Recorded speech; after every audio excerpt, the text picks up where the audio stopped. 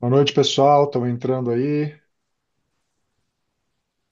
Sejam muito bem-vindos. Estou vendo já bastante gente conhecida aqui. Boa Bom, noite. todo mundo querendo saber sobre tributário, hein?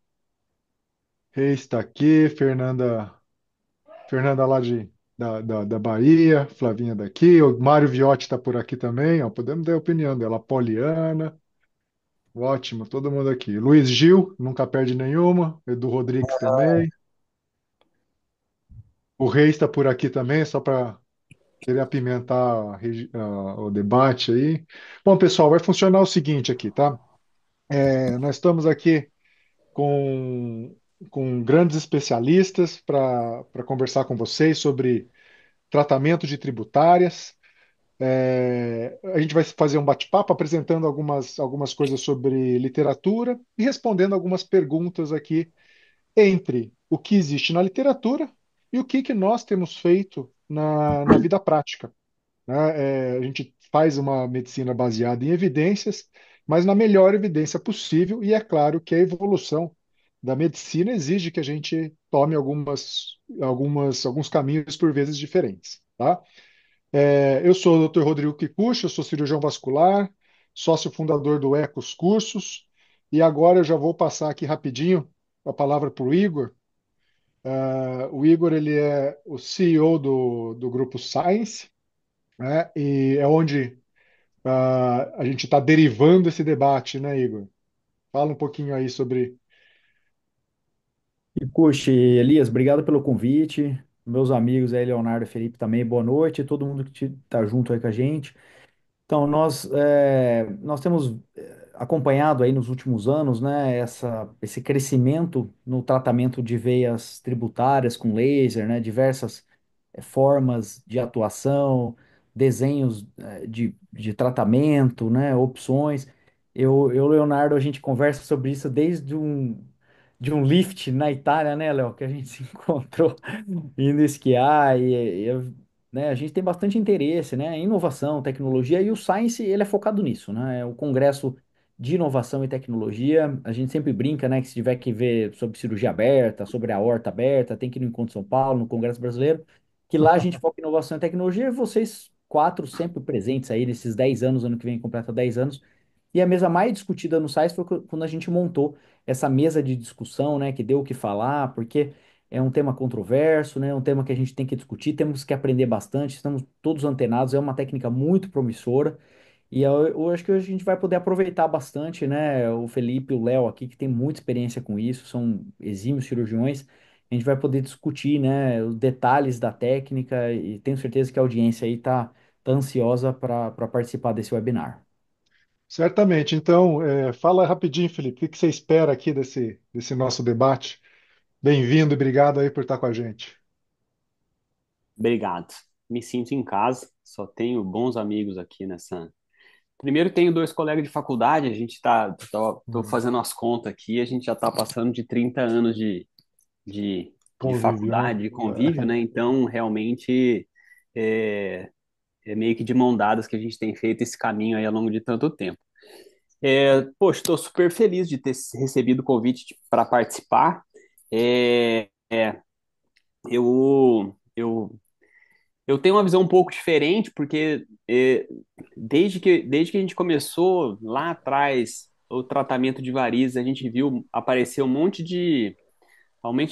Apareciam soluções definitivas para todos os problemas. Aí, assim, vamos fazer só isso aqui. Aí depois passava um tempo, percebia-se que aquilo não conseguia resolver tudo, e aí voltava-se para a base. Aí depois apareceu uma outra coisa, a gente viu isso com a espuma, e agora a gente está vendo isso com laser endovenoso.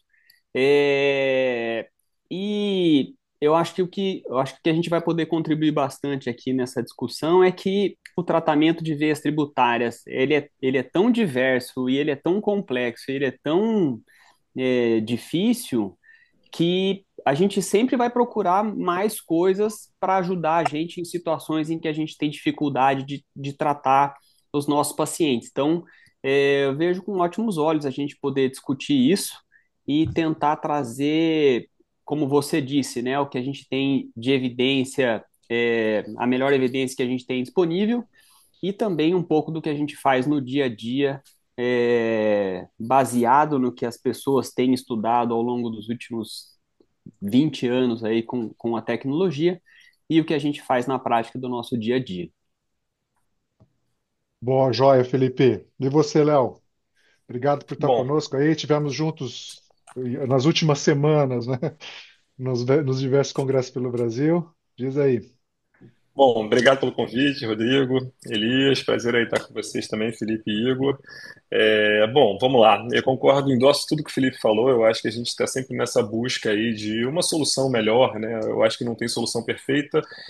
Já respondendo boa parte das perguntas, eu não vislumbro no futuro próximo uma técnica única para tratar as varizes, porque a doença ela é realmente muito diversa, né? Muita apresentação diferente. A gente vai ter que sempre, por enquanto, combinar realmente algumas alternativas para chegar nesse resultado. E eu fico muito angustiado de muita coisa que a gente faz não tem realmente tanto embasamento científico. Eu acho que essa discussão ela vai é, trazer muito norte para quem está nessa dúvida aí de qual que é a melhor solução. E eu acho que a gente tem muito que discutir aqui, acrescentar. Então, estamos preparados aqui e ansiosos para esse resultado. Ótimo, ótimo. Eu também acho que vai ser muito proveitoso aqui para todos. Então, já passo a palavra para Elias. Então, a situação vai ser assim para todo mundo saber aí. Então, a gente vai passar algumas perguntas. O Elias vai mostrar alguns slides e, na sequência, a gente vai discutir aí com o Léo, com o Felipe, com o Igor e o próprio Elias. Então, eu vou ser o moderador aqui da sessão. Vamos lá, Elias. Está contigo. Bom, boa noite a todos vocês. Obrigado, Léo. Obrigado, Felipe. E assim, eu poderia acabar aqui a nossa discussão, porque o que vocês falaram é exatamente o que eu vou falar. Só vou dar algumas sugestões aqui, vou mostrar algumas evidências. Eu acho que, pessoal, inovar é essencial, mas inovar com base em evidência é obrigatório, entendeu? Acho que hoje a gente vai separar um pouquinho o que é tendência do que é ciência. E isso nem sempre é confortável, mas é necessário. Acho que a medicina baseada em marketing é a medicina do talvez. A medicina baseada em evidência é a medicina do sempre. Eu acho que eu levo isso comigo. Então, eu vou falar bastante sobre evidências científicas, como a técnica evoluiu, qual é o caminho, qual é o norte. Eu separei alguns slides, alguns trabalhos mais recentes para a gente poder discutir, tá legal? Deixa eu só. Bom, eu vou querer responder essas perguntas junto com vocês, não vai ser só eu, né? Eu vou falar um pouquinho sobre essa questão se o laser tributário é a única técnica ambulatorial com rápida recuperação, os dados eficazes, complicações. Aqui nós vamos trabalhar junto, onde a técnica faz sentido, onde não faz sentido para vocês, escolha de material e técnica, e eu vou falar um pouquinho de futuro da técnica, tá? Em relação à questão da técnica ser ambulatorial e com rápida recuperação, não é só ela, né? Eu acho que a escleroterapia com espuma, se a gente olha os principais trabalhos comparando laser, cirurgia convencional e espuma ecoguiada, o sucesso clínico, a melhora da qualidade de vida é semelhante à da ablação térmica e cirurgia convencional, porém com menor tempo de afastamento de trabalho quando você fala da espuma. Então, o sucesso clínico, a melhora é igual, mas o tempo de afastamento é muito baixo com a escleroterapia com espuma. A flebectomia ambulatorial, pessoal, todos os pacientes são incentivados a deambular imediatamente após o procedimento. A maior parte dos pacientes retorna ao trabalho rapidamente, 51,2% retornam no dia seguinte à cirurgia, ao trabalho. Então, assim, não é nada disso do que as pessoas falam. Eu vi um colega esses dias falando que demora 3 meses para o cara voltar a trabalhar com a cirurgia. Pelo amor de Deus, gente, que piração é essa? E aqui eu quero mostrar, não sei se vocês já pesquisaram isso, eu gosto muito de pesquisar algumas dúvidas que a gente tem. Esse aqui é o trabalho da Sociedade Francesa de Medicina Vascular, e eles fazem aí um guideline aí muito interessante em 2020, sugerindo o tempo de afastamento na técnica de laser endovenoso, no caso para safena, não para tributária aqui. Mas ele fala para trabalhos sedentários, 3 dias de demora para voltar, trabalhos leves, 5 dias, aí ele fala até o peso que o paciente poderia carregar, trabalho físico moderado, 5 dias, e aqui o trabalho pesado seria os 7 dias, né? Então, eu acho que assim, não é um retorno imediato, como as pessoas falam, e alguns consensos ou updates sugerem até algo um pouquinho diferente, tá? Em relação ao que existe no Guideline da Sociedade Europeia de 2022, ele sugere que os pacientes com incompetência do sistema nervoso superficial, que você vai tratar com técnicas endovenosas, com ou sem flebectomia, o procedimento deve ser ambulatorial, sempre que possível. Tá? Nos Estados Unidos, na Europa, a cirurgia de varizes já é ambulatorial há muitos anos, só aqui no Brasil que ainda se interna tanto. E no caso das técnicas endovenosas, a anestesia tumescente guiada por ultrassom é recomendada, tal como para a flebectomia ambulatorial, em que hoje o padrão ouro de anestesia para esse tipo de situação é a anestesia local tumescente. Então não muda nada, a anestesia que você faz com laser, que você vai fazer flebectomia e assim por diante, tá? E é interessante que o tipo de anestesia realmente preocupa alguns pacientes. Foi feito um trabalho numa sala de espera de um cirurgião vascular, perguntado várias perguntas aos pacientes que iam passar pela primeira consulta, e 63% deles estavam incomodados, ou o tipo de anestesia que poderia ser proposta para um procedimento iria interferir na decisão dele em relação a tratar ou não tratar. Tá? E aí nós temos um estudo bem interessante, na verdade são dois estudos que comparam a raquianestesia com a anestesia local tumescente para a cirurgia de varizes, com ou sem flebectomia, laser e assim por diante. Eles chegaram à seguinte conclusão: a anestesia local tumescente realmente causa dor intraoperatória de leve a moderada, mais do que a raquianestesia, mas a raque tem muito mais evento adverso do que a anestesia local tumescente, como náusea, vômito, cefaleia e retenção urinária, mas a recuperação mais rápida e alta precoce acontece, sem dúvida, na anestesia local tumescente. E os dois trabalhos mostram um dado muito interessante. Quando perguntado a quem interessa, que é o paciente, né, os pacientes estavam mais satisfeitos quando foram submetidos à anestesia local tumescente, em detrimento de sentir mais dor intraoperatória de leve a moderada. Então, sim, o tipo de anestesia é importante, sim, em relação à escolha do seu paciente. Esse aqui é um guideline de 2024, agora de 3 sociedades americanas, e ele fala que o tratamento ambulatorial permite uma melhor experiência do paciente e custos mais baixos quando realizados em regime ambulatorial. Então, sim, acho que isso tem que ficar claro para todo mundo, que é a tendência mundial há muitos anos, e no Brasil a gente precisa fazer esse movimento contrário. E não é o laser que vai trazer esse benefício. Claro que o laser trouxe alguns benefícios interessantes, mas a anestesia em si, dominar a anestesia local tumescente e outras formas de anestesia e até a sedação são importantes e relevantes para quem vai trabalhar em regime ambulatorial. Que curso? Abre aí, Vou pessoal. perguntar aqui, Felipe, quando você usualmente faz aí uma flebectomia ou algum tratamento de varizes, qual que é a sua prática atual entre tipo de anestesia e orientação de repouso pós? Eu assim, eu acho que já deve ter bem uns 3, 4 anos que eu não faço uma cirurgia mais com hack anestesia. A última hack que eu fiz foi de uma senhora de 79 anos que tinha uma safena que era na pele e eu optei por fazer flebectomia e aí eu fiz uma hack para fazer a safenectomia cirúrgica dessa paciente. Era uma paciente assim muito magrinha com uma safena muito dilatada, muito perto da pele. Eu achei que se eu fosse fazer o laser endovenoso eu poderia ter é, complicação. Eu optei por fazer uma hack. Talvez hoje, depois desses 3 anos, talvez eu nem teria feito essa hack e teria feito essa safenectomia com anestesia local e sedação.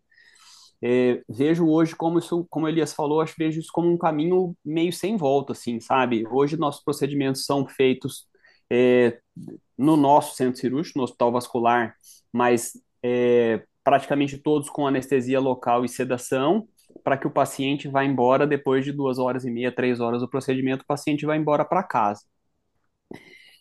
Se o paciente não tem varizes muito volumosas, e eu acredito que esse paciente não vai ter muita limitação de movimentação, eu libero o paciente no outro dia para dirigir, para pequenas atividades tipo supermercado, farmácia, buscar filho na escola, fazer essas atividades de rotina do dia a dia, eu já libero no outro dia. Mas eu sempre deixo o paciente confortável para pegar um atestado de 3 a 5 dias para o paciente que, por exemplo, não tem a liberdade no trabalho dele de falar, olha, não estou me sentindo confortável, queria colocar minha perna para cima. Aquele Então, que não é sempre... autônomo, né? Aquele que Exato. realmente fica lá, certo? Exatamente. Aí eu sempre deixo esse paciente ciente que fala, olha, eu não quero que você fique no seu trabalho se sentindo desconfortável. Então, não tem problema nenhum você ficar 2, 3 dias em casa, porque realmente ficar muito tempo em pé, por exemplo, depois de fazer uma flebectomia extensa, pode gerar algum grau de desconforto, então o paciente fica ciente de que isso vai variar de acordo com o conforto que ele está sentindo. Então, de forma geral, a gente tem feito isso aí nos últimos 5 anos, praticamente todos os nossos procedimentos com anestesia local, e nesse conceito de fazer o procedimento mais ambulatorial possível, em algumas circunstâncias vale até a pena fazer o procedimento em mais de um momento, fazer esse tratamento estagiado em circunstâncias que o paciente tem muita varize, para a gente não precisar fazer para não precisar fazer uma anestesia. Você, Léo, você tem feito muito, eu sei que você montou um centro legal aí no Rio. É, ah, e antes você fazia flebectomia também, e acho que tem alguns casos que eventualmente se faz. A orientação pós entre repouso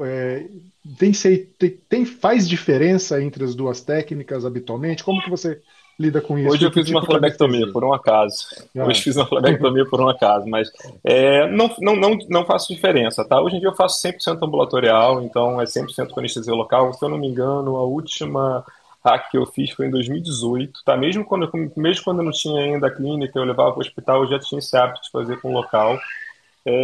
Porque, na realidade, o que me fazia mais fazer a hack era a safenectomia, né? E safenectomia, realmente, eu já não faço convencional há muito tempo. E eu não acho que faz muita diferença em relação ao que vocês falaram, não, tá? Eu acho que o repouso eu costumo fazer muito parecido com o Felipe, tá? Eu falo que é bom senso para o paciente. Se o paciente está se sentindo bem, está se sentindo confortável, pode fazer o que quiser. Dificilmente o que ele vai fazer vai estragar, até porque a gente não tem um certo consenso em relação a repouso nem de flebectomia, nem de laser endovenoso. Então, o paciente está de meia elástica, ele pode, geralmente eu deixo 48 horas pelo menos de elástica e leva a vida dele normal. Mas eu deixo bem claro para o paciente que a resposta é muito individual, né? Porque a pior coisa que tem é você falar ao paciente, olha, você não vai sentir nada, no dia seguinte você pode correr na praia e o cara acorda no dia seguinte com uma dor e com desconforto. Então eu sempre deixo claro que a resposta é individual, tem gente que está 100% no dia seguinte para fazer o que quiser e tem gente que realmente acaba arrastando mais esse pós-procedimento e fica um pouco mais de resguardo, tá? Mas eu não acho que faz diferença entre essa questão do repouso, principalmente porque nos casos maiores que acontecem de TVs muito grossas, esses casos eu dificilmente faço flebectomia, eu acho que esses casos respondem muito bem ao laser endovenoso tributário, e eu estadio quando precisa também. Caso muito grande, eu acho que a melhor coisa é estadiar, o paciente inflama menos, dá menos downtime e o resultado acaba sendo mais legal. Fala aí, Igor. Pessoal, eu tenho uma pergunta para vocês dois, né? Então, tem bastante gente no público aqui. Então, o Léo tem a clínica própria que ele faz, o Felipe também, o Hospital Vascular. Eu tenho aqui em São Paulo, eu acabo fazendo várias coisas, né?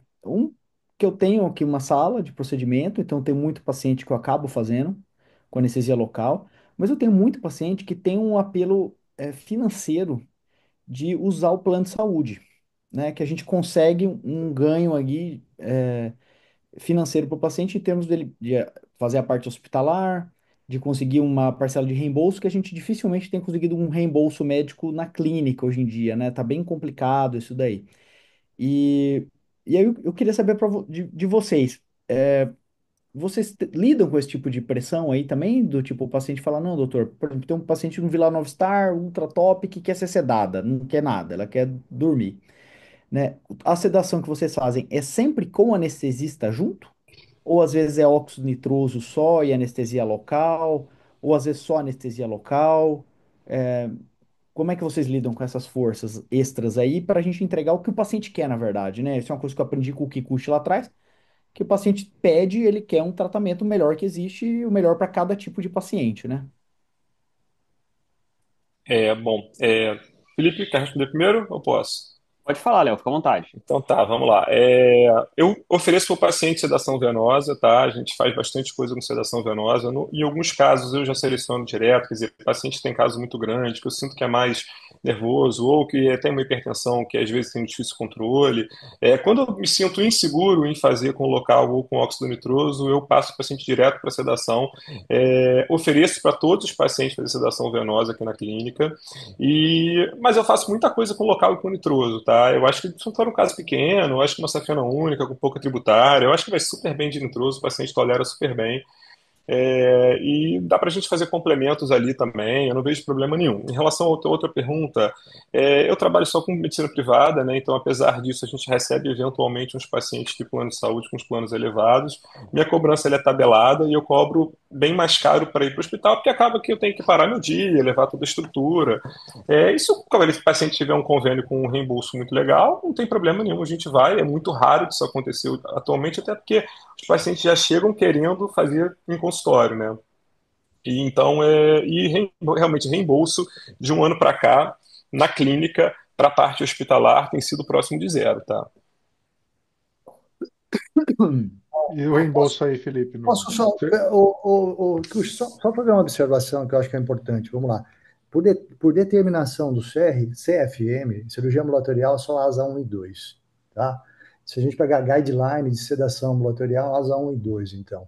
Então, assim, por mais que a gente queira colocar todo mundo para dentro de um limite de segurança e recomendação de guideline, Conselho Federal de Medicina, nós estamos falando de paciente asa 1 e 2. Então, eu concordo, beleza, com tudo que vocês falaram. Eu acho que o paciente é quem tem a palavra final. Que Kikuchi sabe de uma história minha, um paciente meu aqui de Londrina, cara super elitizado, queria operar em São Paulo, marcamos no Einstein, no Hospital Dia do Einstein. Eu fui para São Paulo para operar ele, queria que eu fosse lá. Nós tivemos que cancelar a cirurgia, né, Kikuchi? Porque ele queria Foi. no Einstein, Morumbi, porque ele queria UTI. Eu falei, não, você vai fazer cirurgia de variz, cara, cirurgia ambulatorial. Não, eu quero ficar no hospital que tem UTI, cara, você não tá entendendo. Cara de 40 anos, entendeu? Então, quer dizer, porra, olha só o nível. Eu acho que o paciente realmente vai definir o que ele quer. Acho que é ambulatorial por questão de custo, mas se o paciente tem que ser ouvido, e quem vai trabalhar com esse tipo de cirurgia dentro da sua própria estrutura, lembrar que tem que ser paciente asa 1 e 2, tá legal? Só para complementar, concordo completamente com você, Elisa. É fundamental a gente só fazer nos pacientes que têm critério para isso. Agora, os pacientes que não têm critério para isso, geralmente das duas, uma, ou eu não trato, tá? Ou às vezes eu faço uma espuma mesmo, porque é pouca gente, né? No fundo, os pacientes acabam procurando, ou a gente consegue conduzir de forma clínica, ou um paciente que às vezes não tem realmente necessidade de tratar. Sim, sim. Aqui a gente tem a vantagem de ter praticamente os credenciamentos todos na nossa estrutura, então a gente não sofre com o paciente de plano. E o Paraná é um estado bem distinto de São Paulo, capital, do Rio de Janeiro. Então, assim, aqui a gente não tem um fluxo de pacientes com plano de reembolso Muito viável, Unimed, né? muito Unimed, É. e assim, muito Então, Unimed, muito Bradesco básico, muito, baixo. Aham. são planos que não têm planos de reembolso que seja viável nem para o paciente, nem para a gente.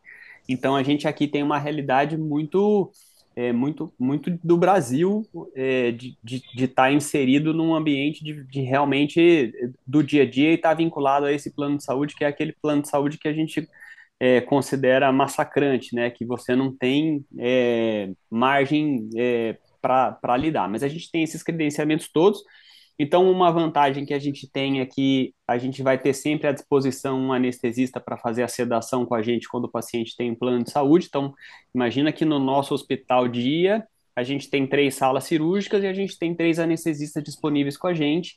E a gente tem feito aí algo em torno de 100, 150 cirurgias mês com sedação, e a gente faz mais ou menos umas 100 cirurgias sem sedação. Então a gente faz ou com anestesia local pura, ou com anestesia local com óxido nitroso, ou com medicação via oral para esse paciente ficar um pouquinho mais relaxado, fazer o procedimento e ir embora para casa. Então a nossa realidade hoje basicamente é essa. A gente tem o paciente do plano de saúde ou particular, que esse paciente vai ter um anestesista só para ele no nossa sala, e uma parcela de pacientes vão ser tratados só com anestesia local mesmo.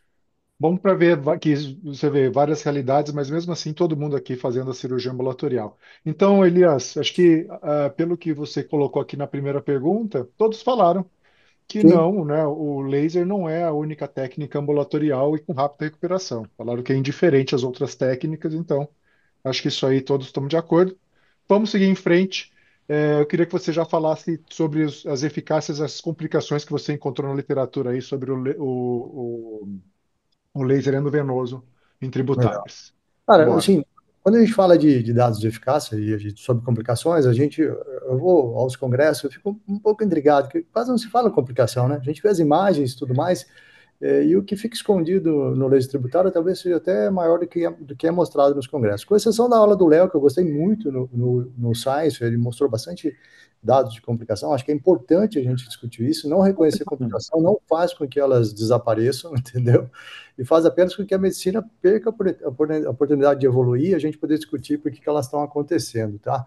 Então, vou falar um pouquinho do histórico. A gente tem alguns trabalhos já, começa em 2007 com o trabalho do Parque, ele teve um sucesso técnico de ablação de safenas com laser de 100%, sucesso técnico de ablação de tributárias só de 71,4%, e a taxa de oclusão de tributárias dele em 30 dias foi muito baixa, 51,4%. O motivo das falhas, eles tinham dificuldade em navegar nas tortuosidades das varicosidades no trabalho que foi utilizado. A principal complicação foi em duração do trajeto, que segundo ele teve resolução em 30 dias. Ele teve 9% de queimadura de pele, que não é muito, que na verdade é um caso, porque a casuística dele era pequena. Depois tem um trabalho do Lu, de 2008, a maioria das varicosidades que ele tratou com o laser endovenoso se tornaram fibróticas e de difícil visualização, mas ele teve 44% de equimose ou hiperpigmentação, que segundo ele ficou limitada a 1 a 4 semanas, 38% também de cordão endurado, que se limitou a 6 semanas, 5,5% de parestesia limitada a 3 meses e 1% de queimadura focal pontiforme resolvido em 2 a 4 semanas. O outro trabalho do Kim, de 2009, ele comparou laser e flavectomia. As varizes recorrentes, não houve diferença significativa entre os dois grupos de laser e flavectomia. A taxa de equimose foi parecida, 85% em cada grupo, parestesias 20% em cada grupo, hiperpigmentação, edema e flebite semelhante entre os dois grupos, e alguns casos de queimadura de pele, 3,5%. Agora, é interessante, pessoal, que em todos esses trabalhos, eles utilizaram fibra convencional com comprimentos de onda mais curtos, tá? Então, todos eles praticamente usaram fibras convencionais. O Liu, em 2011, ele mostrou que o laser endovenoso causa menos dor e prurido na primeira semana, quando comparado à flebectomia, estou falando de laser de tributária. As equimoses foram mais severas no grupo da flebectomia do que do laser. A recorrência foi 3 vezes menor no grupo do laser endovenoso, no segmento de longo prazo, uma menor recorrência no grupo do laser endovenoso, um tempo cirúrgico e custos maiores no grupo do laser. Isso é importante falar, né? A técnica do laser endovenoso, dependendo do caso, realmente ela acaba aumentando um pouco o tempo cirúrgico, no número de punções necessárias. E a incidência de queimaduras no trabalho aqui chegou até 12%, tá? Eu vou falar um pouquinho das críticas desse trabalho daqui a pouco.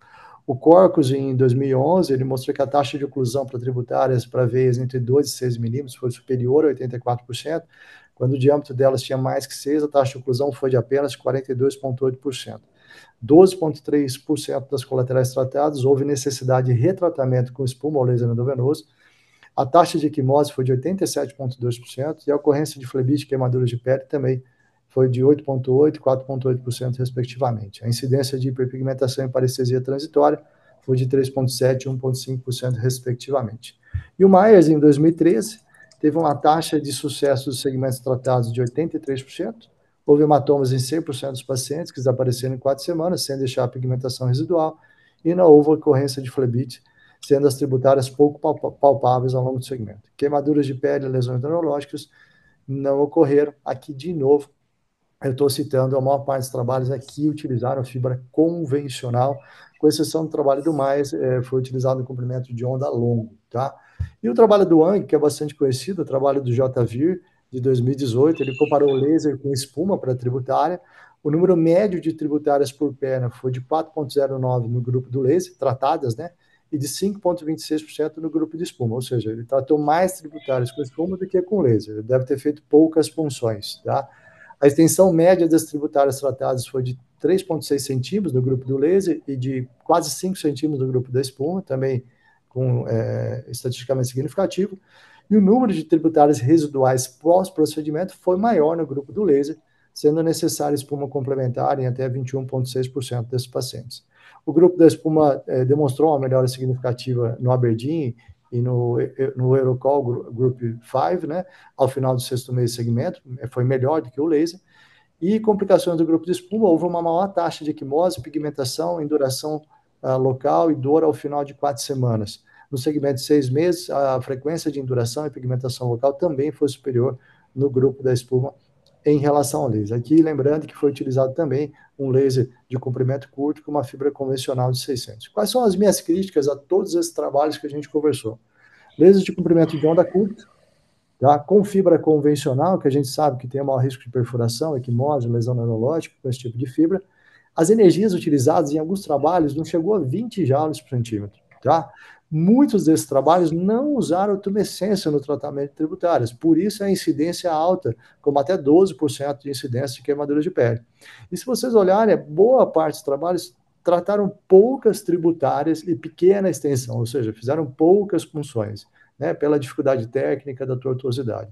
Então, muitos deles até demonstraram uma alta taxa de insucesso técnico, ou seja, não conseguiram fazer a ablação de algumas das tributárias, e daí talvez a necessidade de retratamento com espuma em alguns trabalhos. E para solucionar alguns problemas, né, a técnica foi evoluindo, né, o doutor Ruffer, né, ele escreveu o desenvolvimento de introdutores especificamente para o tratamento de tributários, né, são introdutores longos, que permitem, inclusive, a colocação de introdutores, seja 5 ou 6 French. Ele, no trabalho dele, ele chegou a introduzir mais de 1.100 introdutores, todos com sucesso. Só que você vê, mesmo assim, mesmo usando introdutores longos, ele colocou, em média, 2 a 8 introdutores por tratamento. Então, você vê que não são um grande número de punções aplicadas por perna ou por tratamento, mesmo com o desenvolvimento desses introdutores. E aqui ele já passa a utilizar uma fibra radial com laser 1470. E mais recentemente, em 2023 agora, o trabalho do To, japonês, né, ele utilizou uma fibra 1470 com fibra radial Slim Turing de 400 micra. Ele utilizou potências de 7 watts com lead de 5070 para safena, mas para tributárias ele utilizou um lead de 30 joules por centímetro com 5 watts de potência e fazendo as punções com abocate 16. Tá? Aqui sim a gente consegue ver pelas fotos, né, desenvolvidas, um maior número de punções por pacientes tratados, e o que chama atenção, ele não apresentou nenhuma queimadura de pele, também sem lesão neurológica ou tromboflebite.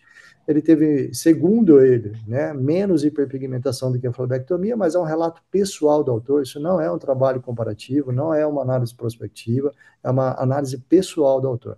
No ultrassom de controle de um mês, todas as colaterais tratadas ocluídas com diâmetro médio de 4,4 milímetros, e a maioria dos pacientes evoluiu com um cordão endurado, que desapareceram gradualmente em 6 a 12 meses. Nenhuma recanalização em um ano, tá? E aqui um trabalho do Albernaz, até o Alexandre que está aí participou desse trabalho, e o Albernaz ele fez um estudo comparativo de laser endovenoso e flebectomia para veias de pé, varizes de pé.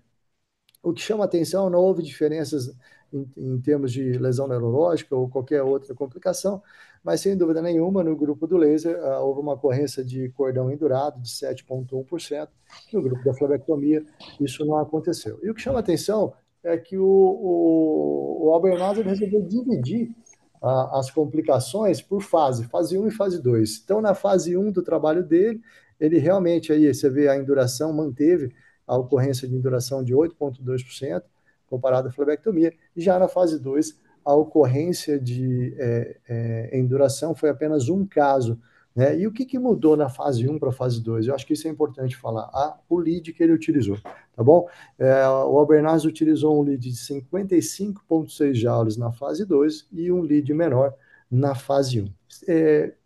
Do ponto de vista estatístico, isso não teve uma diferença significativa, ficou no limite ali da significância estatística, mas o Albernaz considera que esse aumento da energia utilizada, você vê, em vez de pé que nem são tão grandes, e aqui ele estava aplicando um lead aí de 55 joules por centímetro. A gente olha alguns trabalhos aí que eu mostrei usando lead de 12, 13 joules, um lead muito baixo, tá?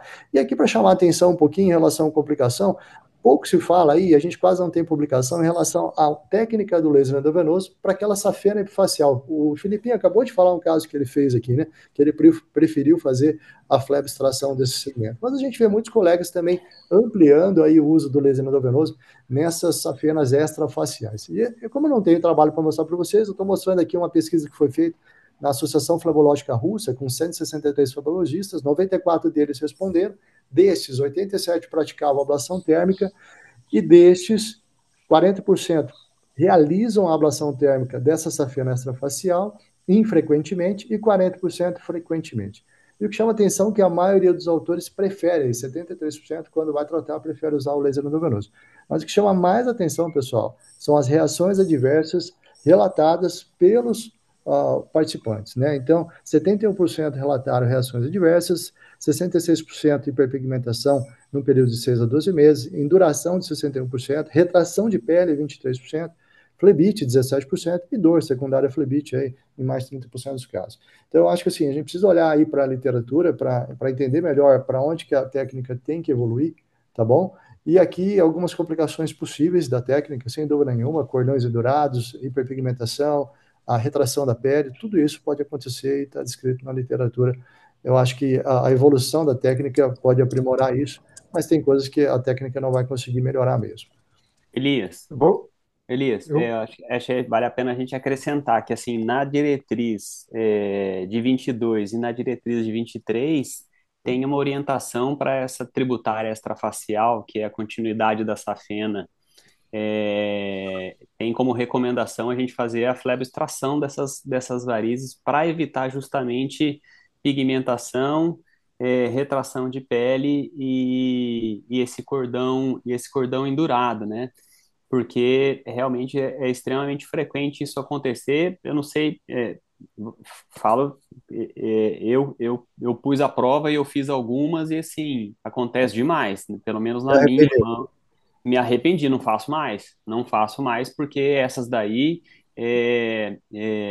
acabam que elas vão gerar. Fica aquele aspecto como se fosse uma tromboflebite antiga, fica aquele acastanhadinho no trajeto, demora para assumir, o paciente sente um cordão, a pele ali, ela pode, se o paciente for magrinho, ela pode ficar um pouquinho calçada e realmente isso aí acontece.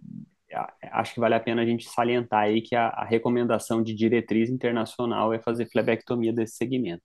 Isso. Essa recomendação é agora daquele guideline das 3 sociedades americanas, 2023, publicado em 2024, exatamente isso. A recomendação é flebextração ou flebectomia no segmento superficial, né? Eu acho que é isso. Ô, Felipe, então aproveitando e depois passando a bola para o Léo, onde você acha que a técnica faz sentido, então? Onde você acha que, assim, pô, aqui esse é um caso bom? Então, o que a gente acredita? Quando você foi falando aí, na minha cabeça aqui foi ficando bem, as pecinhas vão todas se encaixando, né? Então, por exemplo, se num lugar em que você faz é, espuma e fica muito endurada, é bem possível que tinha alguma coisa melhor para se fazer naquela região. Num lugar em que você escolhe para fazer o laser e fica um cordão fibroso por 8 meses, provavelmente tinha alguma coisa melhor para você fazer que não ia acontecer esse tipo de complicação.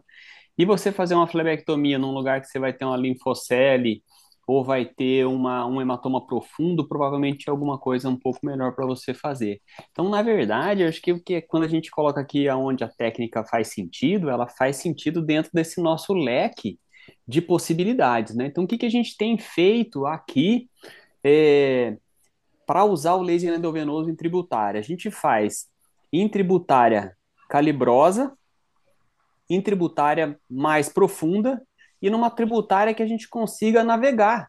Porque você escreveu aí, né? Você mostrou claramente, os segmentos tratados, eles são muito curtos. Para você fazer a ablação de um segmento mais longo, são muitas punções, e isso acaba que, assim, a logística, assim, não sei se estou ficando velho e aí Cansado. fico resistente. Mas algumas coisas elas fazem muito sentido. Poxa vida, se você tem uma veia que é reta, ela é funda e você consegue navegar a sua fibra, faz muito sentido você usar o laser endovenoso, entendeu?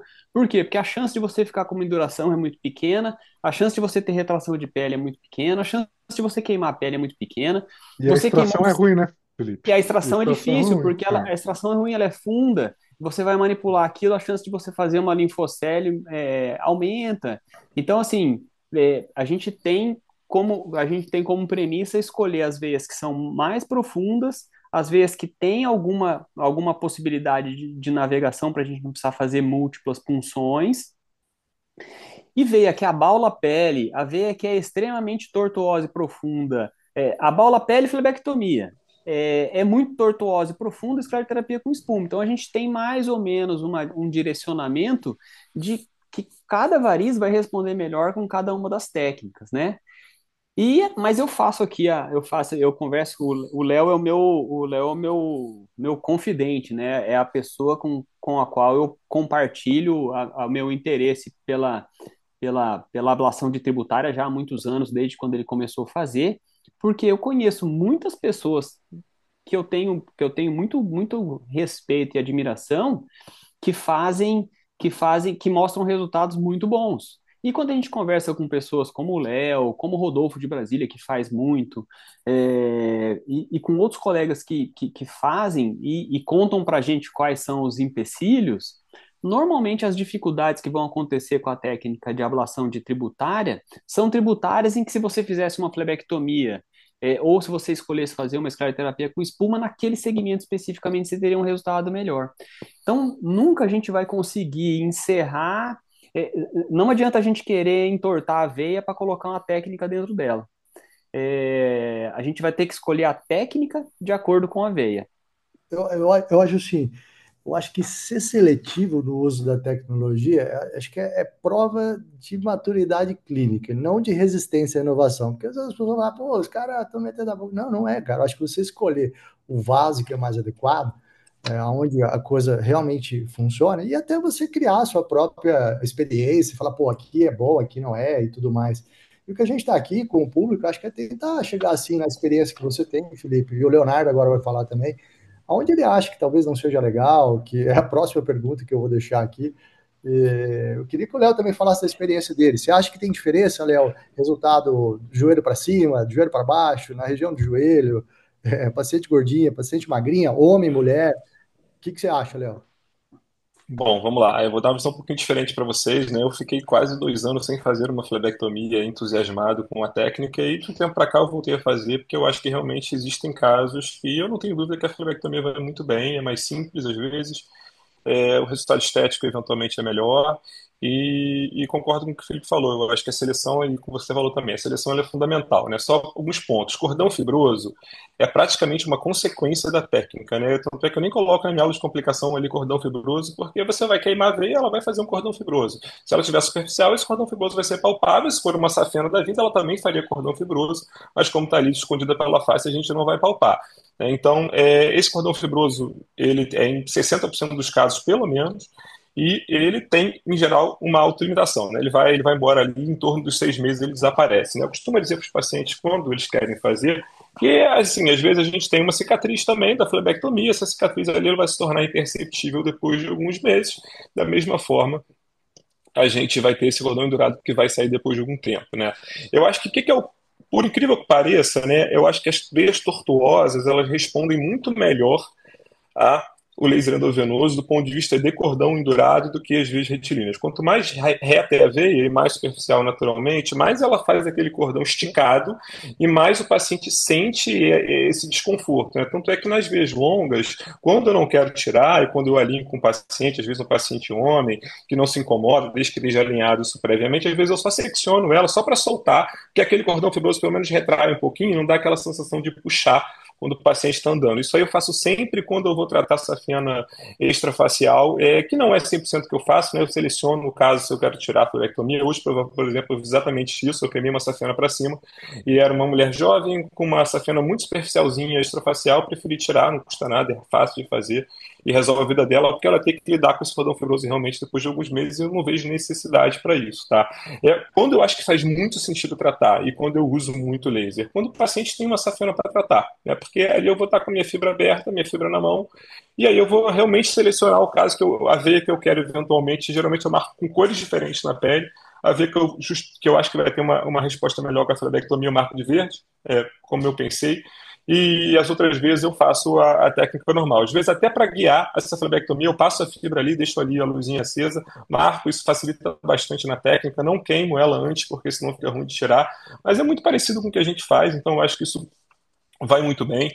Eu acho que, obviamente, veias que são inacessíveis cirurgicamente, né? Uma safena acessória, às vezes uma veia de origem ali pélvica que você quer fazer uma espuma e queimar, veias que você não tem muito acesso na técnica de flebectomia, não tem por que não fazer, né? Casos que eu vou ter ali essa safena, que eu vou ter que tratar, como a fibra vai estar na mão, eu sempre trato. E quando eu não faço, né? Eu não faço em veias superficiais, principalmente na perna, tá? Na face medial da perna, porque isso dá muito cordão fibroso, mas dá mais cordão fibroso até do que na face lateral e na face anterior. Dois, quando ela atravessa a coxa na diagonal, tá? Quando ela atravessa a coxa na diagonal, em geral, ela também faz retração e o paciente fica com aquele sulco depois na pele. Então, tem várias opções, né? Inclusive, quando eu fico assistindo às vezes a aula da Nara, né, falando da teta lá, o que me vem na cabeça só naquela técnica, sem demérito nenhum, é porque eu acho que ficam segmentos abertos, né? E esses segmentos abertos são justamente o que não deixam fazer o cordão fibroso. Então, ela vai escalonando a ablação e aí fica menos cordão fibroso, que é uma forma que você tem também de não deixar o cordão fibroso, mas aí você vai trabalhar com recanalização e tudo mais, né? Outra coisa que eu acho super importante que você falou também é em relação ao lead, né? Quando eu comecei a fazer, eu usava um lead muito baixo, até por medo de queimadura e de lesão de pele. E depois que eu tive com o Proofer usa um lead absurdo, ele vai 200, 200 e tanto para tributário, eu Eu vi, fiquei ô, Léo, aterrorizado, né? eu vi a marcação dele lá nos casos ali, que ele coloca o lead que ele vai colocar. Eu falei, caraca, o cara é corajoso mesmo. O cara é E ele fala corajoso. que não tem complicação nenhuma. A gente fez caso junto. Assim, eu realmente acho que é too much, tá? Eu não tenho, tentei fazer, não tive um resultado legal. Foi uma queimadura que eu tive, foi usando esse lead dele, que ele vai e volta 20 vezes. Talvez eu não tenha feito a tumescência correta. Mas eu acho que assim, esse equilíbrio é muito difícil da gente achar, né? Encontrar qual que é o lead baixo, que não é baixo o suficiente para fazer flebite, ser como uma espuma densa, mas também não ser alto o suficiente de fazer uma lesão transmural, que também, às vezes, causa cordão fibroso, porque lesa a estrutura adjacente, né? Então, isso é muito difícil mesmo, né? E eu concordo, eu acho que quando a gente vai pegando o jeito, eu acho que a gente vai escolhendo melhor, né? E concordo contigo que você falou exatamente, a maturidade é você saber selecionar qual caso que é melhor para cada coisa. E mesmo assim, a gente ainda acaba errando, né? Às vezes eu escolho a flebectomia e me arrependo, às vezes eu escolho a endovenosa e me arrependo, às vezes eu escolho a espuma e também me arrependo. Então, isso, infelizmente, até a gente tem uma literatura concreta, se é que a gente um dia vai ter, a gente vai ficar com essa pulga atrás na orelha mesmo. Eu Não, mas vou, eu acho que vou falar é um isso pouco aí, acho que é a experiência. Só da. pode colocar, Elias, o resultado que isso foi uma pesquisa que foi feita com vários médicos no mundo, mas é só colocando aqui que a Renata lá de Recife concorda, ela fala aqui mesmo que bom senso é isso. E a grande realidade é assim, pessoal, essas questões que vocês colocaram assim, é muito óbvio, isso aí é física, cara, e é histologia. As paredes mais frágeis, elas vão recolher e vão encolher melhor, e vai ficar menos cordão. As paredes mais grossas, mais retilíneas, ela vai fazer porque quando ela recolher, ela vai puxar de uma forma mais uniforme. Então, isso é muito lógico. Então, a pessoa que tiver disposta a realizar a técnica, é só pensar isso que você não vai ter esse tipo de complicação muito desagradável. E digo mais, é a mesma situação que você observa na espuma. Se você escolher fazer a espuma numa veia retilínea de parede grossa, vai ficar o mesmo cordão que Mesma você tem situação. com laser endovenoso, tá certo? Então isso é bastante lógico. Elias, pode falar para a gente o que os colegas fizeram e depois já passa na sequência aí que nós estamos apertados no tempo. Segue em frente. Vou passar aqui em termos de materiais e técnicas. Eu acho que assim, o 1470 hoje é o comprimento de onda mais utilizado hoje, né? Por mais que ele tenha uma atuação específica pela água, o sangue tem 60% de água, então, obviamente que se você quer um bom resultado, quanto menos sangue tiver dentro do vaso, melhor. Vou falar um pouquinho daqui a pouco. O perfil de temperatura dele é 10% melhor do que os demais comprimentos de onda, com exceção do 1950, que aí em vasos menores que 1 milímetro, ele vai ter um perfil de temperatura um pouco melhor do que o 1470. Vou falar um pouco mais desse laser daqui a pouco. O problema da fibra convencional é que a ponta dela tem uma alta temperatura, 800 graus centígrados na ponta da fibra, mas essa temperatura já cai para 90 graus a 4 milímetros da ponta, e nos tecidos ao redor ela não passa aí, geralmente de 50, 60 graus nos tecidos perivenosos. Mas essa alta temperatura da ponta é um problema, por isso que hoje em dia a gente tem utilizado muito mais aí as fibras de ponta revestida, ou né, como a radial, até mesmo a Jact Fiber. Eu vi o Arthur falando no Science que o resultado da fibra radial e convencional é semelhante. Eu não sei se foi isso que eu entendi, mas eu não concordo. fibra radial já se mostra superior nas publicações científicas, ela tem menos perfuração, ela tem uma distribuição energética circunferencial, tá? A fibra convencional, onde ela toca, ela pode perfurar pela alta temperatura. Nós temos pelo menos 3 trabalhos mostrando que a eficácia das fibras é semelhante, mas a energia necessária com a fibra radial ela é menor do que a fibra convencional e os eventos adversos são maiores na fibra convencional. Nós vimos aqui falando, Felipe, da própria técnica leste da Adrianinha. A gente sabe que o Adriano, no começo do trabalho dele, usou muito mais fibra convencional do que radial. Não sei se ele está usando a radial hoje, mas ele mostra 100% de equimose aí nos tratamentos dele, talvez pela escolha da fibra convencional. A maior parte dos autores aí dos japoneses, coreanos, chineses também tiveram uma alta taxa de equimose, provavelmente pela escolha da fibra convencional, né? E essa é uma revisão sistemática agora fresquinha de 2024, mostrando que o 1470 ele tem resultado superior na oclusão de veia troncular de safena magna em comparação ao 980, tanto em um ano e médio e longo prazo. O 1470 também teve menos incidência de lesão neurológica, na razão de risco 0,51, e os resultados de dor também.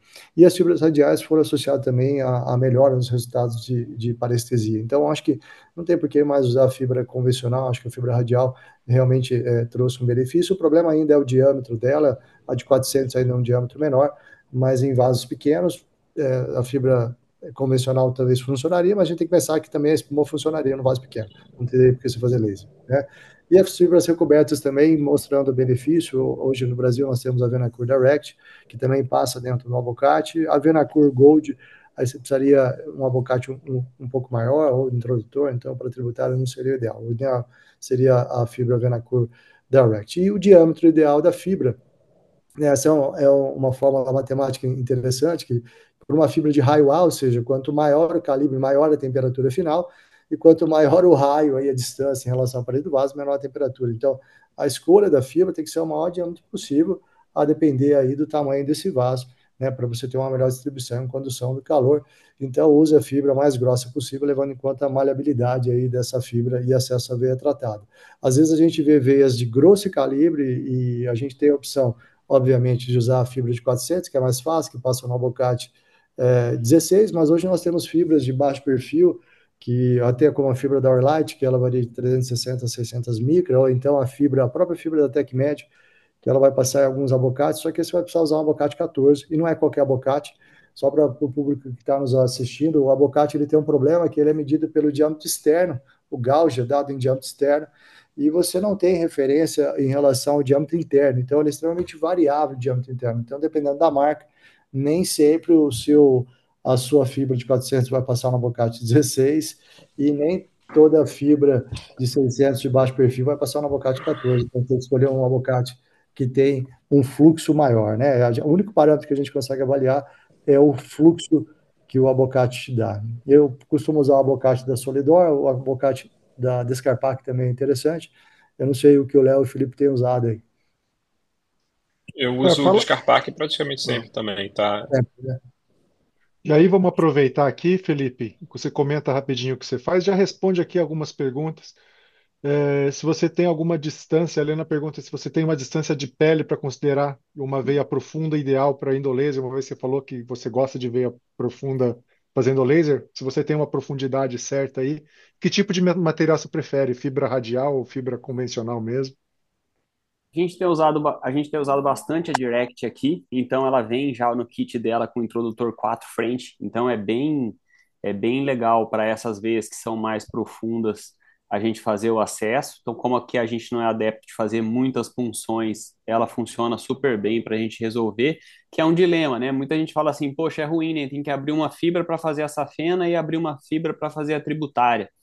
É, com esse kit da Anjo Dynamics, você consegue fazer uma parte dessas veias com uma fibra só, utilizando o introdutor de 4 frente, que você consegue navegar, funciona bem, a gente tem usado, e a gente usa quando precisa abrir a fibra radial de 400, aí a gente usa o Abocate 14, funciona bem e é o material que a gente tem usado na grande maioria das vezes aqui nos nossos casos. Com relação à profundidade, a gente acredita que veias abaixo de 6, 7 milímetros são as veias que a gente tem mais segurança, né? Essa veia, e aí é 6, 7 milímetros, assim, sem a tumescência, no caso, né? Não é se for uma Uhum. aveia que é colada na pele, aí você faz uma, uma profundidade virtual e depois essa aveia Certo. vai voltar lá e vai colar na pele de novo. Então, lembrando que assim, a gente acredita que a hora que a gente empurra a fibra, você está protegendo a pele, mas o processo de fibrose vai acontecer nos próximos dias, semanas. E isso vai acontecer com a veia colada na pele. E isso invariavelmente vai gerar um processo inflamatório ali, que é o processo cicatricial que vai acontecer ao longo do tempo. Então, infelizmente, a tumescência protege a pele de você não queimar no momento em que você está fazendo a ablação, mas ela não protege você de como essa pele vai se comportar nas próximas semanas, porque ela vai voltar e ficar encostadinha lá e esse processo inflamatório vai acontecer ao longo do tempo. Então, parece que vai ser bom, mas infelizmente isso acontece ao longo das semanas e aí acaba que é por isso que a gente tem pigmentação, é por isso que a gente tem retração de pele, tudo mais nessas circunstâncias. E você, Léo, e aproveita também já responde outra pergunta aqui feita pela banda, ah, que se você usa algum tipo de compressão depois no, no, no pós-operatório, né? Se você usa 20 e 30 mesmo, você prefere aquelas meias pós-procedimento pronta. E depois para todo mundo aí se usa alguma coisa por sim, algum creme, alguma coisa tópica também, alguma coisa nesse sentido, se usa corticoide ou se usa heparinoide, alguma coisa assim. Beleza, vamos lá. O só fibra radial, tá? Praticamente sempre eu trabalho com abocate também, ou 16 ou 14, aí vai depender da fibra que eu vou usar e do caso, né? Tem uma tendência maior a trabalhar com o 16. Tem até fibras que são 600 que passam no gel com 16 apertadinho ali, mas passam. De uma forma geral, não, também, não, como o Felipe, não tem um tamanho, uma profundidade específica que eu deixo de fazer, eu faço, né? Eu levo em consideração a posição da veia, eu levo em consideração a pele como está ali, o trajeto da veia, se é uma veia que ela é toda superficial, se ela afunda um pouquinho, tudo isso eu acho que tem que ser levado em conta na hora da gente definir também a técnica.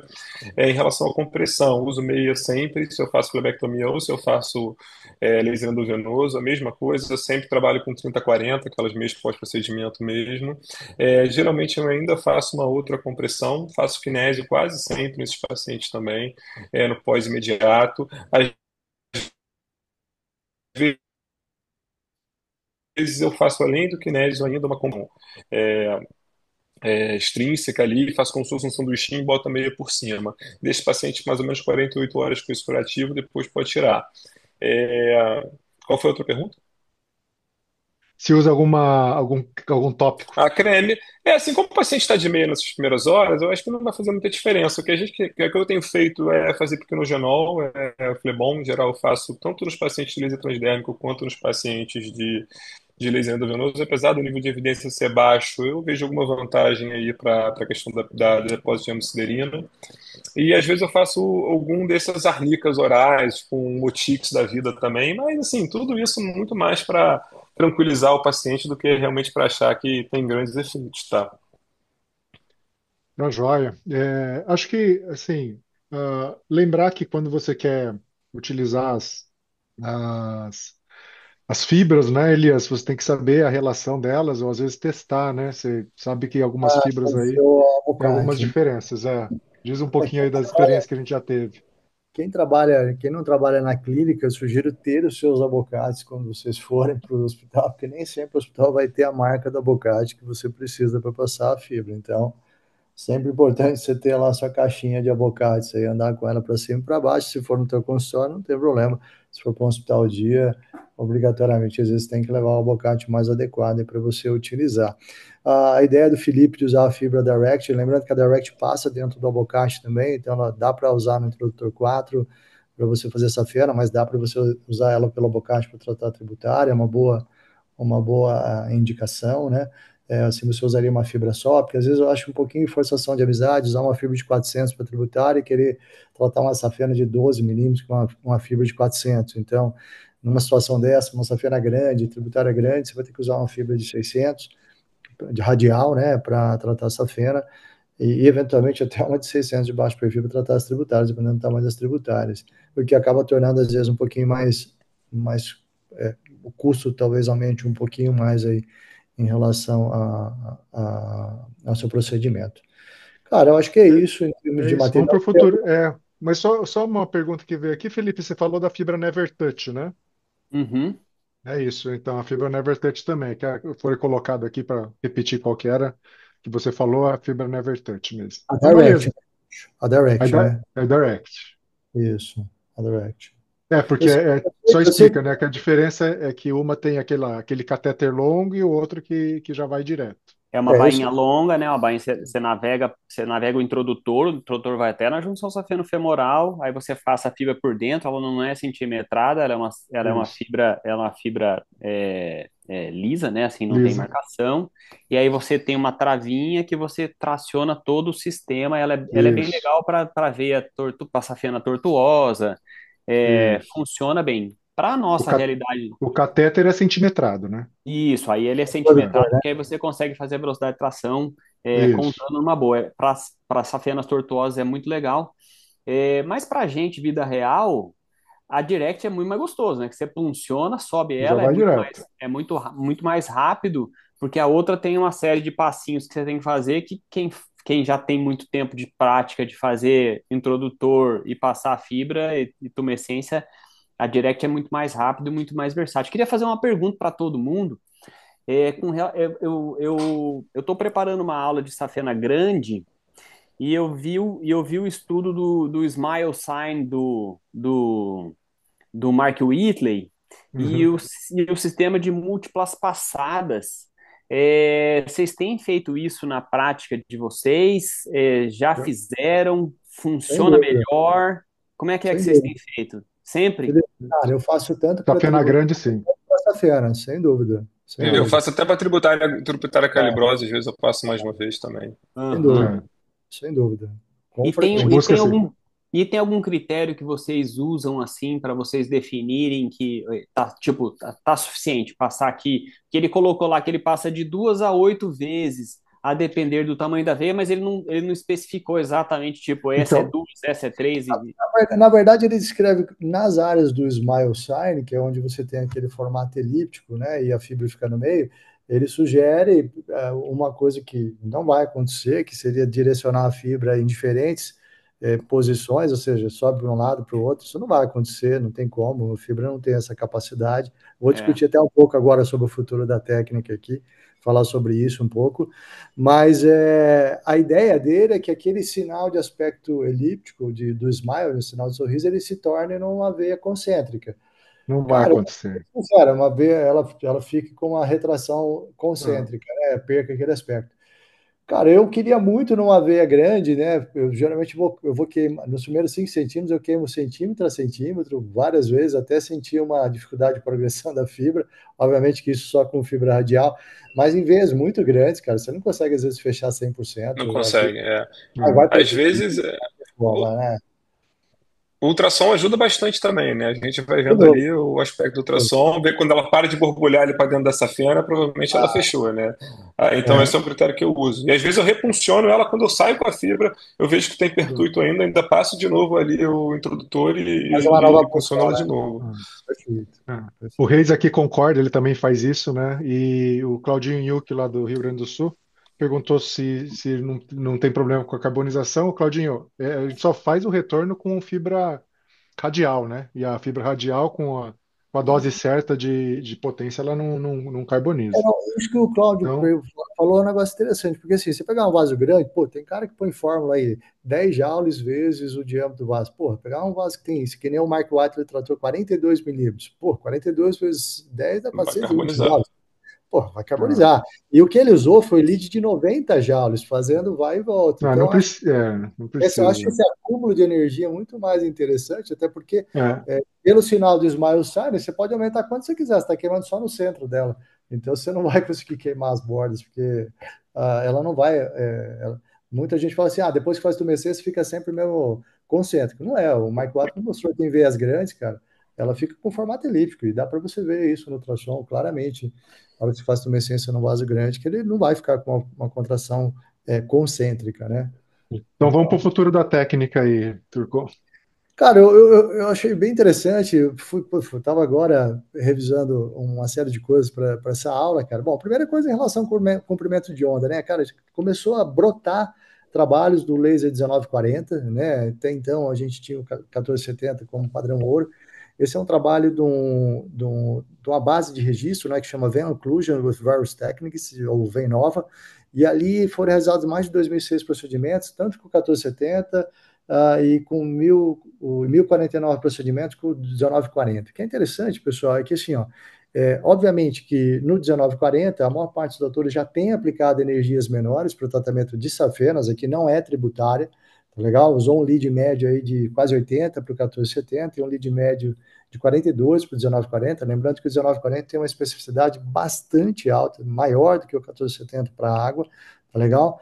E ele mostrou alguns resultados no segmento 1, que seria de 2 a 6 dias, a taxa de oclusão não houve diferença, mas a taxa de eventos trombóticos, que seria a progressão do trombo para a veia femoral, foi maior no 1470, taxa de flebite maior, taxa de parestesia maior também, entre 2 e 6 dias, e já no segmento de 5 a 6 semanas, que é o segmento 2, taxa de oclusão igual, mas de novo, progressão do trombo maior no 1470, flebite maior e também parestesias maior. Então, assim, pô, a gente vai ter que começar a olhar com carinho para os resultados do 1940, que eles parecem realmente estar trazendo bons resultados para essa fera.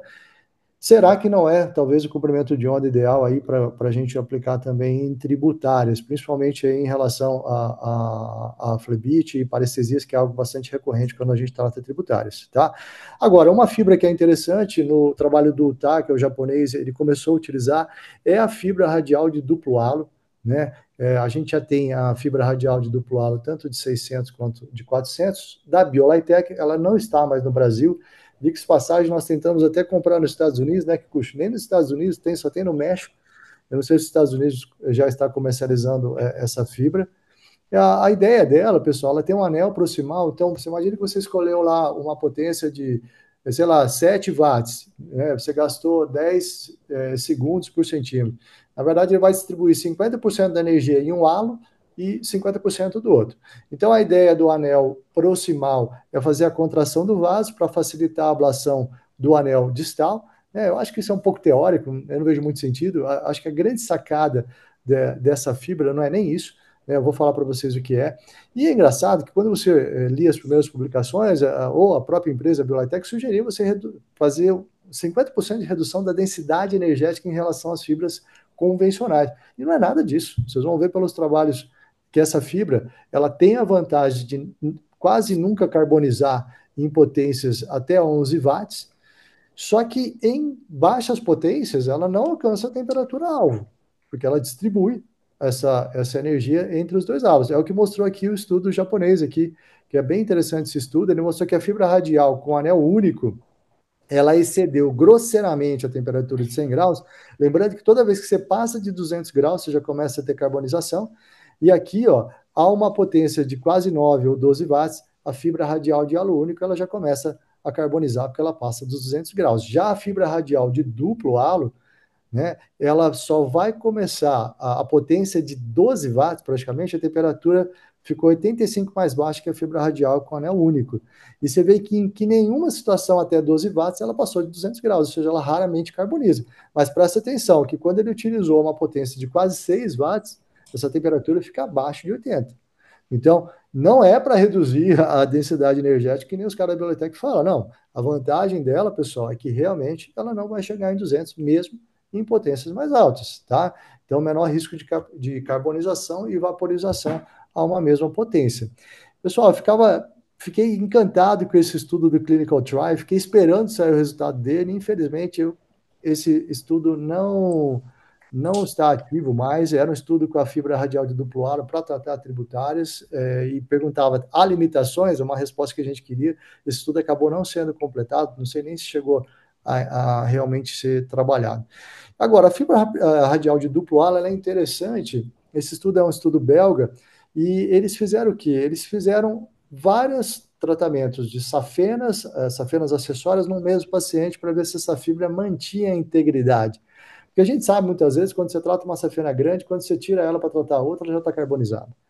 E a fibra radial de duplo halo mostrou interessante, apenas 12 fibras do trabalho, né, apresentaram sinais de alterações ópticas, ou seja, uma pequena carbonização na ponta, mas que pode ser facilmente removida com uma gaze úmida, tá bom? A integridade de todas elas foi preservada durante toda a operação, então ele conseguiu tratar todas as safenas que ele precisava tratar ao longo do procedimento, tá? E eventualmente de tributárias. E o número de veias tratadas em cada paciente, né, foi significativamente maior em comparação, perdão, as veias tratadas com essas fibras tiveram mais alterações ópticas, ou seja, uma pequena carbonização, quando ele tratava um maior número de veias. Então, quando ele tratava um maior número de veias, ela tinha uma leve carbonização que poderia ser retirada, mas a integridade dela era mantida, tanto que uma pequena limpeza com a gás, ela já estava pronta para o uso. Lembrando que eles usam uma potência de 8 watts com lead de 60 joules por centímetro. Agora, uma fibra que está trazendo uma inovação aqui, a Dolitec, ela é sempre pioneira, é a fibra radial de duplo halo Pro. O que essa fibra tem de diferente? Ela tem, na verdade, um pertuito que permite você injetar soro, né? A ideia dela era insuflar soro dentro daquelas veias muito tortuosas, porque uma vez que você insufla o vaso, ele retifica e a fibra conseguiria navegar melhor. Então, a ideia que eles tinham com a fibra radial Turing Pro era vencer tortuosidades com mais facilidade. Então, você encontrou ali uma dificuldade, ela não consegue passar, você injeta o soro, ele expande o vaso e você tentaria progredir essa fibra, o que é uma dificuldade muitas vezes em vasos tortuosos, tá? Mas olha a ideia dos caras, agora foi publicado no último consenso UIP, perdão, no último congresso da UIP na Turquia, tá? Em 2022, eles começaram a usar esse espaço, né, de injetar solução salina para colocar um vácuo contínuo. Olha que legal.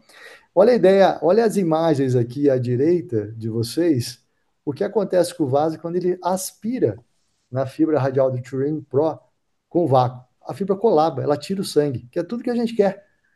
E eu achei muito interessante, cara, porque a sacada do cara foi muito legal, tá? De você usar esse pertuito que tem na fibra radial Turing Pro para aspirar o sangue. Então, pô, aquele vaso que está dificuldade de colabar aí com a tumescência, é um vaso grande, é uma tributária. Pô, achei fantástica a ideia do cara, espero que ele tenha resultados clínicos para a gente poder avaliar.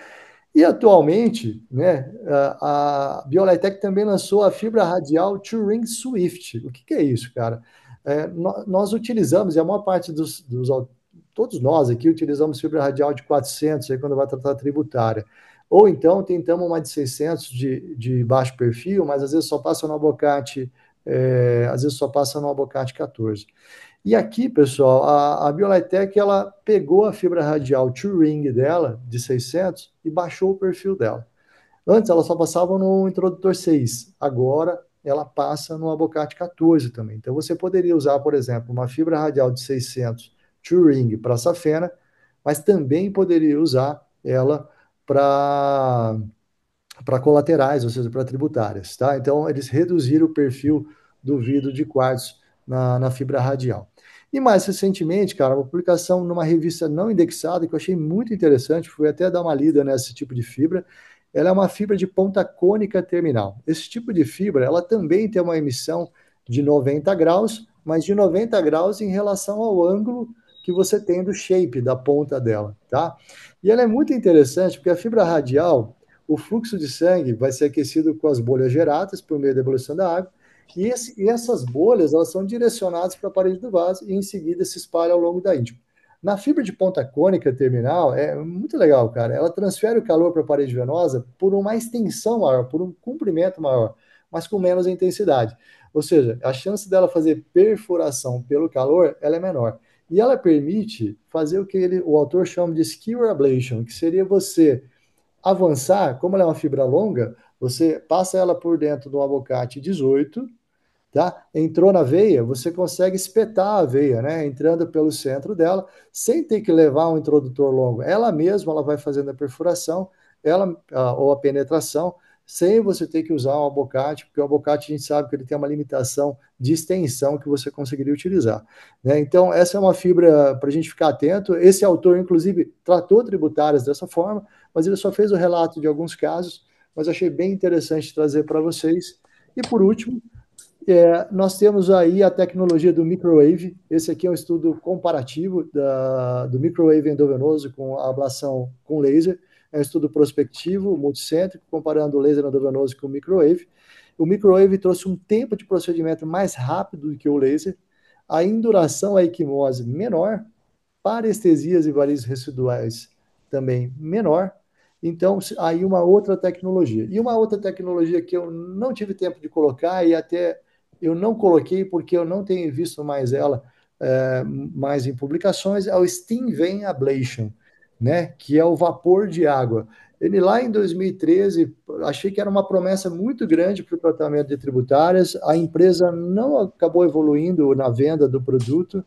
E eu acho que é uma tecnologia que, poxa, agora que as tributárias estão em voga aí, achei muito interessante, porque lá atrás, o que a gente tinha da Steam Vein Esclerose, que é a ablação térmica por vapor de água, né, você tinha uma redução da flebite e das lesões neurológicas, porque o vapor da água ele não vai penetrar a parede do vaso, entendeu? Ele não vai perfurar a parede do vaso. Eu acho que é uma tecnologia que talvez a própria empresa deveria começar a repensar e relançar ela aí para o futuro.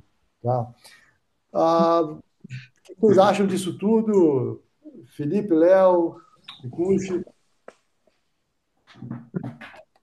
Então, eu acho que a gente está caminhando a tecnologia, você vê, né, o interesse de todo mundo aí em se aprimorar na técnica ou aprender a fazer, né, quase a totalidade das pessoas, e o cirurgião vascular ele busca isso. Mas continua sendo interessante aqui que a grande maioria aí, quase a maioria total, opta pelo tratamento multimodal, né? Onde não vai utilizar só uma técnica única, que eu acho que é um pensamento sensato do médico. Mas aqui, para finalizar, eu queria um comentário de todo mundo sobre o que nós estamos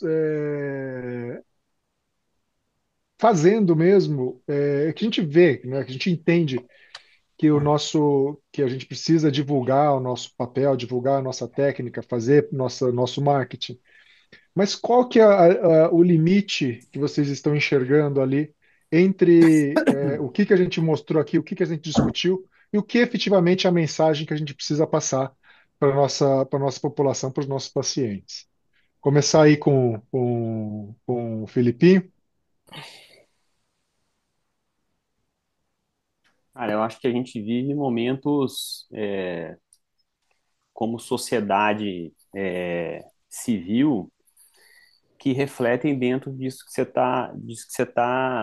tá comentando, né? O que acaba acontecendo?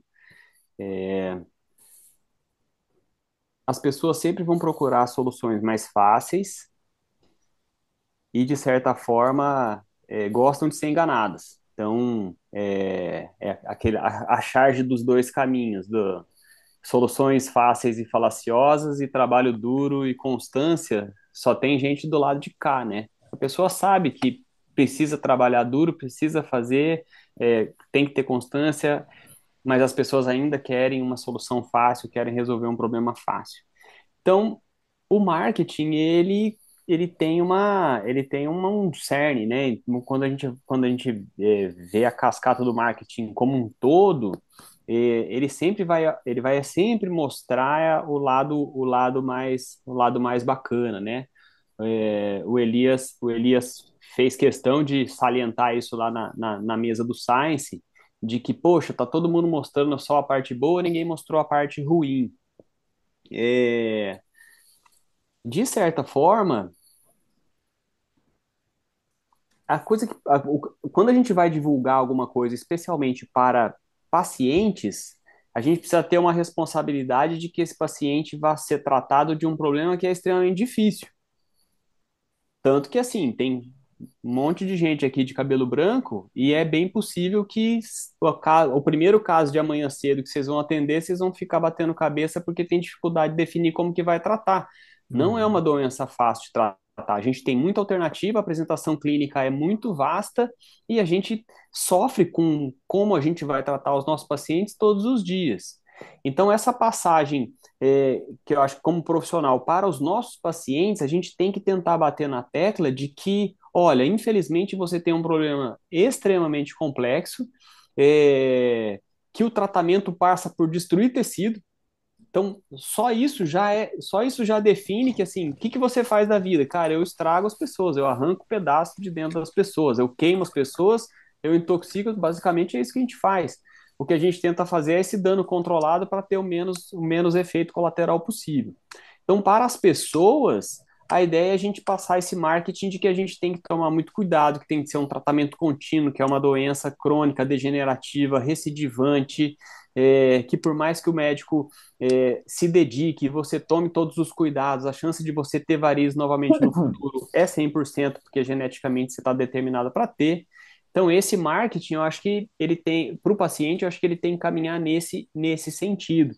É, diferente da divulgação que a gente faz de conhecimento. Essa divulgação que a gente faz de conhecimento, a gente está fazendo para um público que tem entendimento, e aí, assim, foi super legal essa enquete aqui, da gente ver que todo mundo quer aprender. E Então, quando se. precisa, porque é uma técnica útil. A gente já bem viu, em alguns pontos É, ela é útil, né? exatamente, exatamente. Então, aqui a gente faz para um público selecionado, de pessoas que entendem, e eles têm uma dor. Porque esse cara que é muito diferenciado do ponto de vista de informação, se você apresentar alguma coisa que para ele não vai resolver uma necessidade, aquilo ali é totalmente irrelevante. Esse marketing ele não tem impacto nenhum sobre essa pessoa. Mas para resolver uma dor que a pessoa tem, aí eu acho que ele faz todo sentido e vai caminhar nisso. E eu acho que o que a gente tem que tentar fazer é oferecer soluções, mas assim, a gente oferecer as soluções é, dentro de um contexto de que você faz uma coisa é, correta, o intuito vai ser sempre ajudar o paciente que a gente está tratando. Então, você vai ensinar a fazer laser transdérmico, você vai ensinar a fazer espuma, você vai ensinar a fazer endolaser, mas muito mais do que o macaco treinado, eu acho que esse exercício que a gente fez aqui hoje, de tentar achar as soluções em que cada uma das técnicas vai funcionar melhor, eu acho que é nessa tecla que a gente tem que, eu acho que nessa tecla que a gente tem que ser bastante assertivo. E aí, Léo, entre a ciência mostrada aqui e a tendência que a gente tem dentro da nossa sociedade, como a gente aparecer como o cara da técnica única, o cara que faz milagre, como que a gente consegue se relacionar e ao mesmo tempo fazer a nossa imagem e angariar pacientes?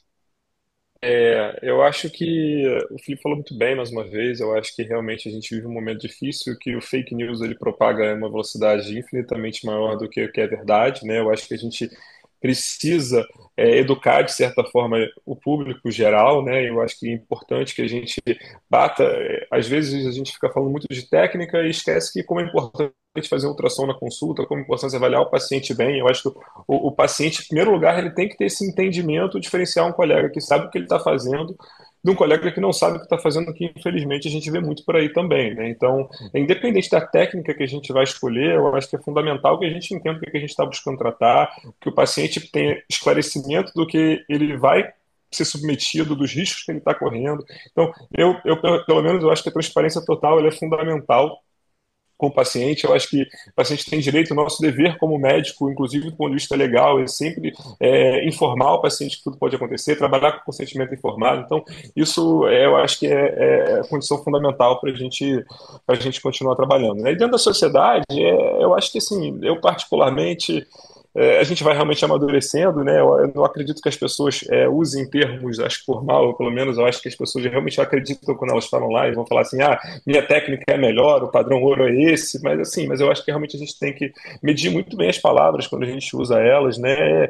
Eu particularmente, apesar de toda a gratidão que eu tenho de todo mundo que me ensinou, técnica AT e tudo mais, eu hoje em dia eu evito usar epônimo, né? Eu acho que enquanto a gente não está aí com tudo muito bem estabelecido e tudo muito bem é, publicado mesmo, né, e com conteúdo forte, eu prefiro particularmente nesse momento não me ater a nenhum epônimo nem nada, eu faço de tudo, tento fazer sempre o melhor, escolho o que tiver melhor e estou sempre aberto a aprender com todo mundo, né, eu acho que eu estou doido para chegar alguém com uma técnica louca que eu nunca imaginei e publicar É, aquilo, isso é a melhor coisa do mundo, eu quero Evoluir. poder tratar isso exatamente, então eu acho que é isso, a gente tem a mente aberta sempre, alinhar a expectativa com o paciente e ter humildade aí em aprender.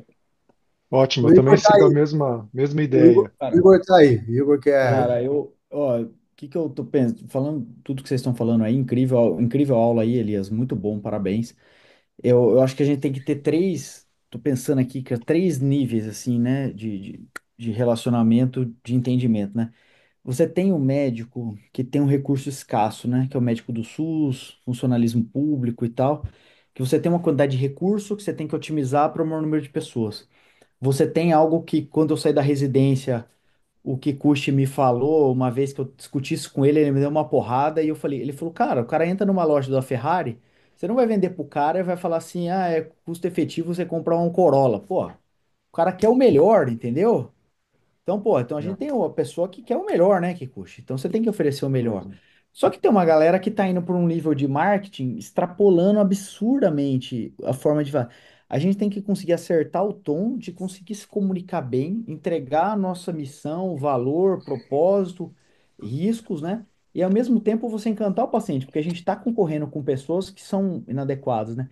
Eu vou falar um relato aqui. Eu perdi uma paciente. Eu fiz um programa de tratamento para uma famosa, rapaz. 4 sessões de laser transdérmico, aplicação, a perna estava ótima, faltava a última sessão. Ela me foi no cara lá, rapaz. O cara paga para os pacientes irem lá, nem RQ tem. A menina fazendo, mostrando a perna lá, a perna lisinha. Eu falei, filho da mãe, rapaz. Eu que fiz o tratamento inteiro, cara. Porra, não fiz uma postagem porque, cara, de Pelo boa, menos eu você não teve cobro. que pagar por Cobro ele lá. mesmo, entendeu? Recebo as famosas, cobro normal, igual o paciente. E O se bobear, nem campeão foi ele que fez. lá, Né, não foi, filho foi o da Igor que mãe, fez. cara. As meninas É, da clínica ficaram indignadas, cara. Doutor, olha isso aqui. É, pois é, vai mas aí acontecer, que eu não tem acho o que que a aí gente ela não é fazer, só né? paciente, né, Igor? Não é É isso dono, aí. né, cara? Não sou dono dela. Vou fazer o quê, né, cara? Ela quer ganhar. É isso Porque aí. assim, escassez do caramba, bicho. Porque não precisa de grana, entendeu? Tem grana pra caramba, mas vai lá fazer o trabalho dela É, também, paciência. Mas assim, só aí, pra justificar, né? Tem cara que tá falando hoje aí que tem medicina vascular. O cara é só médico vascular. O cara não tem RQ, não tem residência, não tem nada, entendeu? Então tem um nível de marketing que eu acho que a gente tem que combater. Então, essas discussões aí vale a pena até para a gente fazer a autoanálise, né? Hoje eu estava lá gastando uma energia do caramba no consultório, cara, entre o paciente e outro, gravando conteúdo, fazendo reels lá, fazendo. Não é fácil, cara. Pô, não é fácil, bicho. Mas Pô, se a você, gente não eu queria fizer saber, isso, cara, posso falar um negócio pra você? Você é campeão de vídeo, cara. Eu não sei como você aguenta, cara, essa rotina sua. Eu não sei que horas você cara, atende, velho, que eu entro no Instagram só dá você, pô. não é, cara, é é. chato demais, cara. É muito chato, É é muito. chato mesmo, é muito chato, Mas concordo você, se você contigo. não fizer, cara, você vai perder para esses campeão daqui a pouco, É, bicho. por isso É que eu acho, verdade. por isso que eu entrei na mídia social, porque quando eu Não entrei, falei, tem o que a poxa, gente fazer, cara. se não for a gente, quem que vai ser? Então, Exatamente. melhor que seja a gente. Todo espaço ser ocupado, né? Então, assim, se a gente não estiver informando, alguém vai informar de forma errada, não tem jeito. Pois é, E cara. Então, aí, assim, vale a pena esse pensamento entre nós aqui, cara, de que a gente tem que se autocriticar, autoavaliar, né? Deu uma porradaria ali nos sites. Foi engraçado pra mas, caramba. Mas, mas cara, pô, foi dentro da gente, né? Isso aqui não vai para fora. Acho que isso entendeu? aí fica Essa muito aí, claro. evento, né? Então, assim, vamos deixar aqui o Save the Date, Kikuchi. Obrigado, parabéns. E já vamos avisar a galera, cara. Ano que vem nós vamos detonar. Vamos fazer mais Vamos, dessa que eu acho que a vale gente vai muito a fazer. pena, Assim, ó, cara. eu acho que essa discussão é uma coisa que a gente é super saudável, cara. Eu acho que a gente não pode chegar lá e só aplaudir, entendeu? A gente tem que questionar muita coisa, cara, que para melhorar. Como eu vim aqui, pô, fui procurar, por que que não vamos pensar de futuro da técnica? O que a gente pode melhorar nisso tudo? O que que a gente pode fazer diferente para a coisa dar certo, entendeu? Para onde não está dando certo, para dar certo no futuro. Eu acho que é esse o raciocínio que a gente tem que fazer. Eu acho que assim, a medicina do futuro, ela pertence a quem inova mesmo, sem dúvida. Eu acho que a gente faz parte, Igor, com o Congresso aí, todo mundo aqui pensa dessa forma. Mas também para quem tem coragem de questionar o que tem hoje, entendeu? Como é que nós vamos evoluir no futuro se a gente não questionar o que tem hoje, cara? E eu acho que o que nos protege de verdade como médico e protege os nossos pacientes não é apenas adotar o novo no nosso dia a dia, é ter a coragem de perguntar, pô, será que isso é o melhor para quem eu cuido, cara? Entendeu? Eu É acho que isso. é isso que a gente está fazendo aqui. Essa é a Nem tudo ideia. que é novo é o melhor, né? Nem tudo que é Pô, o. nós vamos achar. Eu fico muito feliz por a maturidade do Leonardo, que, porra, sempre vi ele fazendo muito leis de tributária. Hoje ele já começa a entender, pô, Elias, conversei com ele lá no SAIS, pô, tava fazendo, pô, mas aqui eu já acho que já não funciona, pô, tava vendo os resultados, aqui é melhor isso, aqui.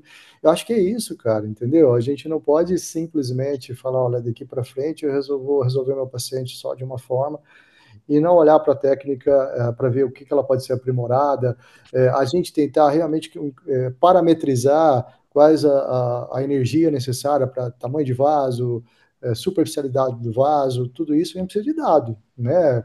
O Albernaz, o trabalho dele, o Albernaz é um cara que estuda bastante também, gosta. A gente começar a olhar esses resultados dos colegas e tentar trazer para dentro, chegar num padrão aí que realmente faça diferença para os nossos pacientes. E é justamente isso que o Felipe, o Walter, o Fabiano e eu fizemos aqui, a segunda edição, né, Felipe?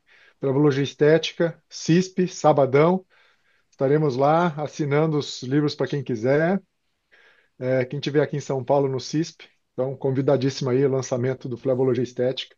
A capa tá tão bonita quanto a primeira, hein? Ficou Felipe, E bonito. esse sábado já? bonito.